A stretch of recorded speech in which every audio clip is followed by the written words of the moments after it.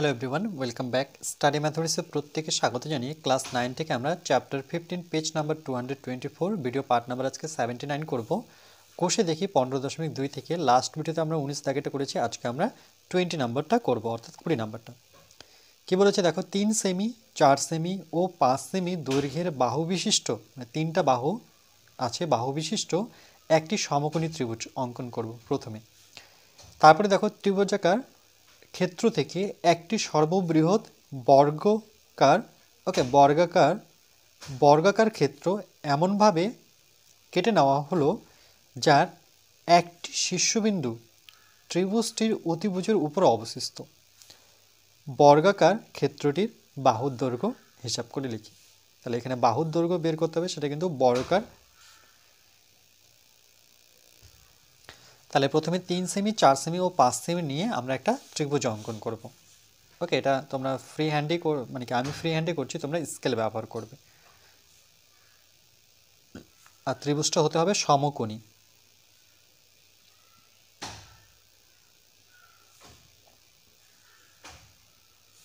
তাহলে এই কোণটা এখানে কি সমকোণ, অর্থাৎ 90 ডিগ্রি। ওকে, নাম দিয়ে দিই এ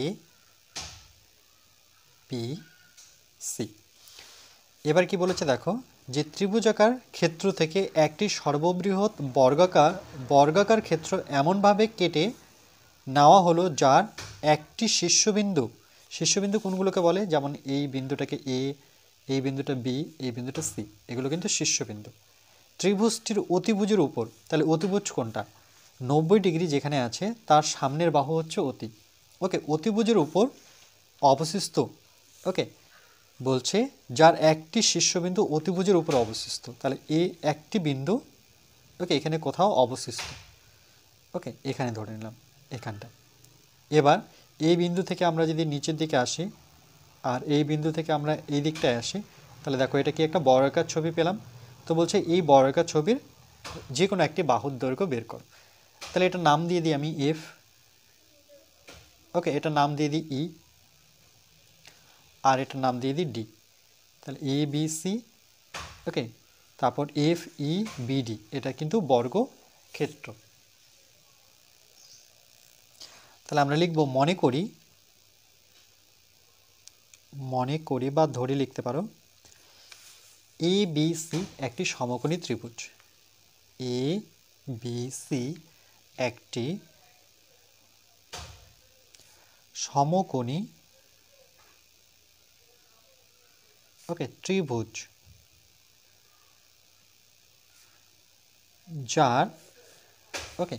যার এ বি ইকুয়াল টু কত? এ বি ইকুয়াল টু আমরা দিলাম 3 সেমি, অর্থাৎ এই সেমিটা। তাহলে এ বি ইকুয়াল টু হচ্ছে 3 সেমি। আবার বিসি এই বাহুটা, সেটাকে ধরলাম 4 সেমি। তাহলে বিসি ইকুয়াল টু হচ্ছে 4 সেমি। ওকে, আর একটা আছে 5। তাহলে অতিভুজটা অবশ্যই যেটা বড় সেটাই হচ্ছে 5 সেমি। তাহলে এখানে এসি সেটা হচ্ছে 5 সেমি। ওকে, এবার আমরা কি করব, যেহেতু এই এসির উপরে আমরা একটা শীর্ষবিন্দু নিয়ে এটাকে একটা বর্গক্ষেত্র করেছি, মানে কোশ্চেন অনুযায়ী, তাহলে এর যে কোনো একটা বাহু আমরা এ ধরি, অর্থাৎ এই বাহুটাকে এ ধরি। তাহলে আমরা লিখব যে এটা যেহেতু বর্গক্ষেত্র, ওকে, তাহলে বর্গক্ষেত্র, ওকে চলো যে লিখি, ধরি বর্গক্ষেত্রটির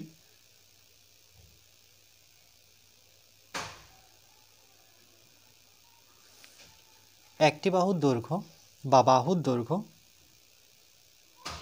বাহুর দৈর্ঘ্য ইকুয়াল টু এ সেমি। ওকে, যেহেতু বর্গক্ষেত্রটির এই বাহুটার দৈর্ঘ্য এ সেমি, তাহলে এই বাহুটাও এ সেমি হবে, এটাও এ সেমি হবে, এটাও এ সেমি হবে, তাই না? চারটা বাহুই সমান। তাহলে আমরা এইভাবে লিখতে পারি যে বিডি, ওকে, তাহলে এভাবে লিখতে পারি, অর্থাৎ বিডি, বর্গক্ষেত্রের চারটা বাহুই সমান থাকে, যেমন বিডি, বিই, ইকুয়াল টু ঠিক একইভাবে ইএফ ইকুয়াল টু তারপরে কি এফ ডি বা ডিএফ, এই চারটাই কী হবে এ সেমি, যেহেতু চারটাই সমান। ওকে, আচ্ছা এখান থেকে দেখো এ বি কত ছিল, এ বি কিন্তু আমার কত ছিল 3 সেমি। তাহলে আমি যদি এডি বের করতে চাই, মানে এইটুক বের করতে চাই, এখান থেকে এটা 3 সেমি ছিল, দেখো এ বি কত 3 সেমি, আমি এডি বের করতে চাচ্ছি, তাহলে 3 সেমি থেকে আমি এইটুক অংশ বাদ দেবো, অর্থাৎ এ বাদ দেবো, তাহলে এডি পাবো। তাহলে আমরা সুতরাং লিখব যে এডি এ বি থেকে, আমি যদি লিখে দিই চলো, এ বি থেকে আমার কি বিয়োগ হবে, বিডি বিয়োগ হয়ে যাবে। ওকে, তাহলে কত পাবো, এ বি কত ছিল, এই যে দেখো এ বি হচ্ছে 3 সেমি, সেখান থেকে বিডি, বিডি কত এ, তাহলে কিন্তু আমরা পেলাম AD equal to 3 minus a সেমি। ওকে, ঠিক একইভাবে আমরা এইটুক বের করব, ইসি বের করব। ওকে, তাহলে ইসি কি করে বের করব, দেখো ই থেকে সি, তাহলে আমাকে বিসি থেকে আমাকে বিই বিয়োগ করতে হবে। তাহলে সুতরাং EC equal to BC minus BE, আর বিসি কত ছিল 4 সেমি, তাহলে 4 থেকে আমাকে বিই অর্থাৎ এ বিয়োগ করতে হবে। ওকে, ঠিক একইভাবে আমরা যদি, ওকে আর প্রয়োজন নেই, এই দুটো বাহু দিয়ে হয়ে যাবে আমাদের। তাহলে দেখো এবার আমরা ত্রিভুজ এ বি সি এর ক্ষেত্রফল বের করি, এ বি সি অর্থাৎ পুরোটার ক্ষেত্রফল। তাহলে আমরা এইভাবে লিখব, সুতরাং ত্রিভুজ এ বি সি এর ক্ষেত্রফল ইকুয়াল টু, দেখো এই বড় ত্রিভুজটার ভেতরে কটা কি কি আছে, দেখো এই বড় ত্রিভুজটার ভেতরে একটা বর্গক্ষেত্র আছে, এখানে একটা ত্রিভুজ আছে, এখানে একটা ত্রিভুজ আছে, মানে দুটো ত্রিভুজ একটা বর্গক্ষেত্র। ওকে, তাহলে কি করে লিখব, এ ডি এফ, এটাও কিন্তু একটা ত্রিভুজ, তাহলে ত্রিভুজ চিহ্নটা দেব, এই যে দেখো ত্রিভুজ চিহ্ন A D F. Okay, plus, okay না এর ক্ষেত্রফল লিখি, এর ক্ষেত্রফল প্লাস, এবার নেব বর্গক্ষেত্র।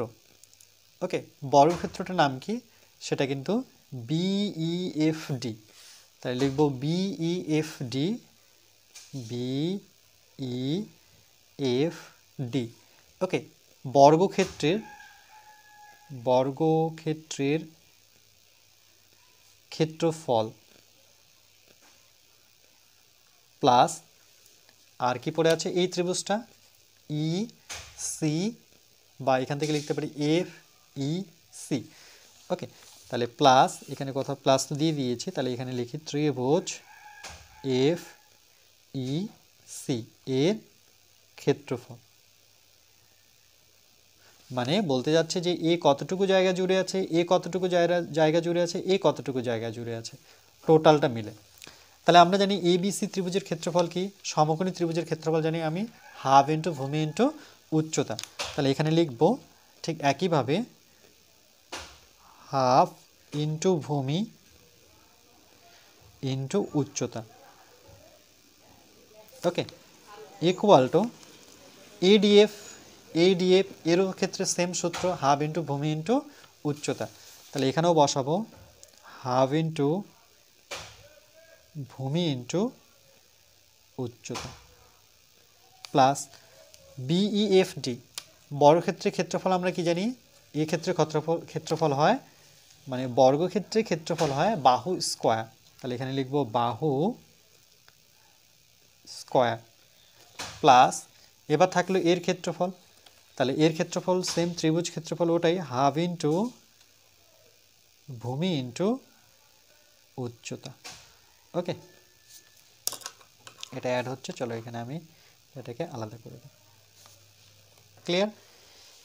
এবার বড় ত্রিভুজে দেখো ভূমি কি, সেটা কিন্তু বিসি। ওকে, বিসি কিন্তু ভূমি। তাহলে এখানে আমি চলো এখানে একটা রাফ নিয়ে এখানে লিখে দিই। ওকে, তাহলে বেটার হবে, তাহলে আমাদের বুঝতে সুবিধা হবে যে ত্রিভুজ এ বি সি এর ক্ষেত্রে বিসি ইকুয়াল টু কত ছিল আমার, বিসি হচ্ছে 4 সেমি, তাই তো 4 সেমি, সিএম দিলাম, এটা কিন্তু ভূমি। কেন, কেন কি যেহেতু এটা লম্ব হয়ে আছে, তাহলে লম্ব কোনটা হবে, ভূমি ইন্টু উচ্চতা, অর্থাৎ এবি হচ্ছে লম্ব। এবি কত ছিল, 3 সেমি ছিল, সেটা লম্ব লিখে দিলাম। ওকে, ক্লিয়ার। তাহলে এখানে দেখে দেখে যদি আমরা বসাই, তাহলে ভূমির জায়গায় কত বসাবো, বিসি, তাহলে এখানে লিখব হাফ ইন্টু বিসি, উচ্চতা হচ্ছে এবি, এটা কমপ্লিট, ইকুয়াল টু হাফ, এর ভূমি দেখো, এর ভূমি কোনটা, এই ত্রিভুজের ক্ষেত্রে, অর্থাৎ এই ত্রিভুজের ক্ষেত্রে উচ্চতা এডি কত ছিল আমাদের, এডি 3 মাইনাস এ। ওকে, আর ভূমি কি দেখো, ভূমি কিন্তু ডিএফ। ওকে, এটা ভূমি, এটা উচ্চতা, তাহলে আমরা এটাও লিখে যদি এডিএফ এর ক্ষেত্রে, ত্রিভুজ এডিএফ এর ক্ষেত্রে এটা ভূমি, ডিএফ হচ্ছে ভূমি, ডিএফ ইকুয়াল টু ভূমি, সেটা কত ধরেছিলাম, এ। ওকে, আর এডি তো আমরা বের করেছি, সেটা লম্ব, এডি ইকুয়াল টু লম্ব, সেটা কত, এডি এই যে এখানে বের করে রেখেছি দেখো, এডি কত, 3 মাইনাস এ, 3 মাইনাস এ। ওকে, চলো এবার দেখে দেখে আমরা বসাবো। তাহলে ভূমি জায়গায় কত বসাবো, ডিএফ, উচ্চতার জায়গায় কত বসাবো, এডি, প্লাস বাহু, বর্গক্ষেত্রের বাহু কি সেটা আমরা ধরে নিয়েছি, এখানে কোথায় লিখেছি দেখো, বর্গক্ষেত্রের বাহুর দৈর্ঘ্য কত, এ, তাহলে তার ক্ষেত্রফল কি হয়, বাহু স্কয়ার হয়। ওকে, অর্থাৎ ক্ষেত্রফলের সূত্র আমরা জানি বাহু স্কয়ার, তাহলে বাহু যেহেতু এ, তাহলে এখানে এ লিখে তার উপরে স্কয়ার করে দেব, প্লাস আবার হাফ। এবার ভূমি, এই ত্রিভুজের ক্ষেত্রে ভূমি কোনটা দেখো, যে এফ ই সি এর ক্ষেত্রে লিখব, যে ত্রিভুজ এফ ই সি এর ক্ষেত্রে। ওকে, এর ক্ষেত্রে দেখো আমরা কি বের করেছিলাম দেখো, ইসি, ইসি। ওকে, এই যে এটা কি, এর কিন্তু ভূমি, আর এটা হচ্ছে লম্ব, তাহলে ইসি হচ্ছে, ই সি ইকুয়াল টু ভূমি, সেটা কত, ইসি কত ছিল, 4 মাইনাস এ, 4 মাইনাস এ, যেহেতু এই ত্রিভুজটা নিচ্ছি, তাহলে এর লম্ব কোনটা, ইএফ, ইএফ এর ভ্যালু কত এখানে ধরেছি আমরা, এ, তাহলে লম্ব অর্থাৎ ইএফ লম্ব, সেটা আমরা এ ধরে নিয়েছি, এ সেমি। তাহলে চলো এটা দেখে দেখে বসাই। তাহলে ভূমি আমরা কি দেখতে পাচ্ছি, ইসি, আর উচ্চতা কত, লম্ব মানে উচ্চতা, সেটা হচ্ছে ইএফ। ওকে, চলো এবার ভ্যালুগুলো বসিয়ে দিই, এখানে বা নিতে হবে যেহেতু ইকুয়াল আছে। তাহলে হাফ বিসি, বিসির ভ্যালু কত, কোথায় গেল আমাদের বিসি, 4, 4 বসিয়ে দেব। এবি কত, এবি তো এখানে লেখাই আছে 3, তাহলে এখানে 3 বসিয়ে দিই, ইকুয়াল হাফ ইন্টু ডিএফ কত, এই যে লিখে দিয়েছি ডিএফ কত, ডিএফ কোথায় গেল আমাদের, ডিএফ এই তো, ডিএফ কত, এ ধরেছি, তাহলে এখানে এ বসাবো, আর এডি জায়গায় কত বসাবো, 3 মাইনাস এ, 3 মাইনাস এ, প্লাস এখানে এ স্কোয়ার আছে, তারপরে হাফ আছে, ইসি, ইসি কত দেখো, ইসি হচ্ছে 4 মাইনাস এ ইন্টু, আর এফ ই এফ কত, সেটা হচ্ছে এ। ওকে, বসানোর পরে এবার দেখো হাফ আছে থাক, এটা 4 ইন্টু 3, এখানে কাটাকাটি করলে বেটার হতো, হাফ এ, হাফ এ। ওকে, এদের দুজনের মধ্যে যদি আমরা কমন নিই, অর্থাৎ এই অংশটুকু আর এই অংশটুকুর মধ্যে, তাহলে কি কমন যাচ্ছে, হাফ, আর একটা এ কমন যাচ্ছে। ওকে, এখানে ইন্টু দিতে পারি, তাহলে ব্র্যাকেটে থাকছে কত, 3 মাইনাস এ, এটা আর এটা তো কমন, তাহলে 4 মাইনাস এ, এখানে প্লাস আছে তার সামনে, প্লাস 4 মাইনাস এ, তো ব্র্যাকেট ক্লোজ, আর একটা এ স্কোয়ার কিন্তু ছিল, সেটা কিন্তু বাইরে থাকবে। ওকে, এর হাফ আর এ কমন নিলে 4 মাইনাস এ পরে থাকলো, এর হাফ আর এ কমন নিলে 3 মাইনাস এ থাকলো, কিন্তু ব্র্যাকেটের মধ্যে লিখব। ওকে, এরপরে দেখো এখানে আমি এটা যদি কেটে দিই, 2 দিয়ে এই 4কে কাটলে 2 পাবো, তাহলে 3 দুগুণে কত 6, এখানে হাফ ইন্টু এ আছে থাক, এটা একটু যোগ বিয়োগ করে নিই, 4 আর 3 যোগ করলে কত পাবো 7, 7। ওকে, মাইনাস এ যদি যোগ করি তাহলে কত হয়, মাইনাস এ যোগ করলে কিন্তু -2a। ওকে, তাহলে এখানে বসাবো -2a bracket close plus a square.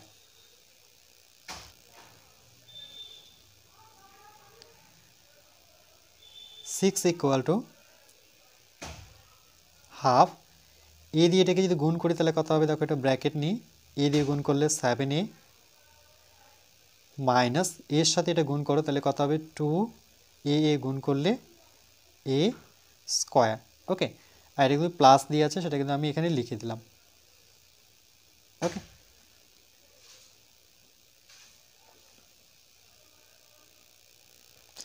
ব্র্যাকেটটা কোথায় হবে, ব্র্যাকেটটা কিন্তু এখানে হবে, তাই না? কেন কি দেখো হাফ কিন্তু এর মধ্যে বাইরে ছিল, তাহলে এ দিয়ে গুণ করলে 7a, এ দিয়ে গুণ করলে 2a স্কোয়ার, তাহলে আমরা কি পাচ্ছি 6 ইকুয়াল টু হাফ। ওকে, আর এখানে কিছু হচ্ছে না, এখানে তো আমরা ওকে,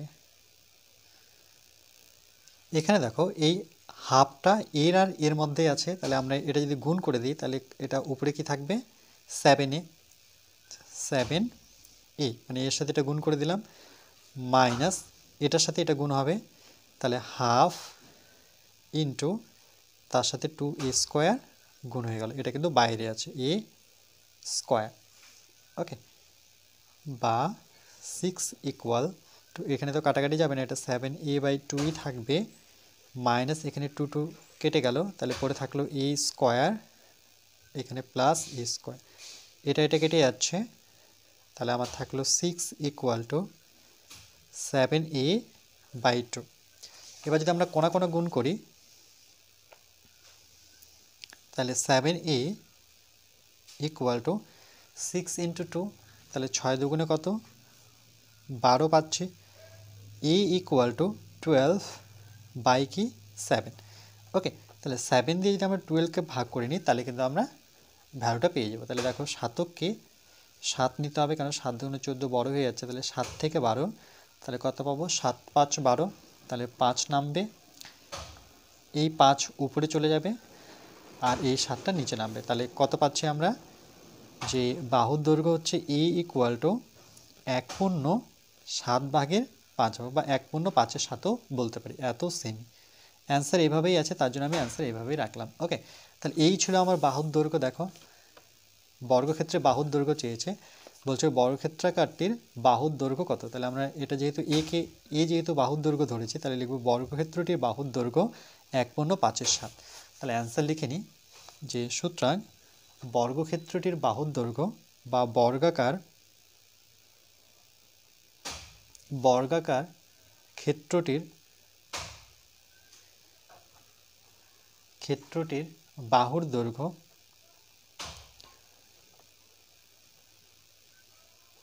সেটা কত 1/5/7 সেমি। ওকে,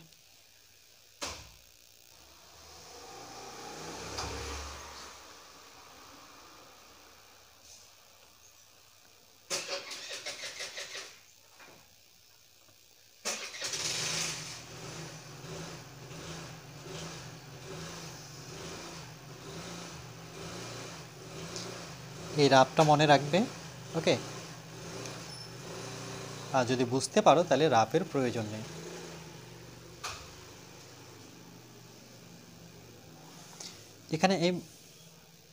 এখানে আমি আরেকটু ছবিটা বুঝিয়ে দিচ্ছি।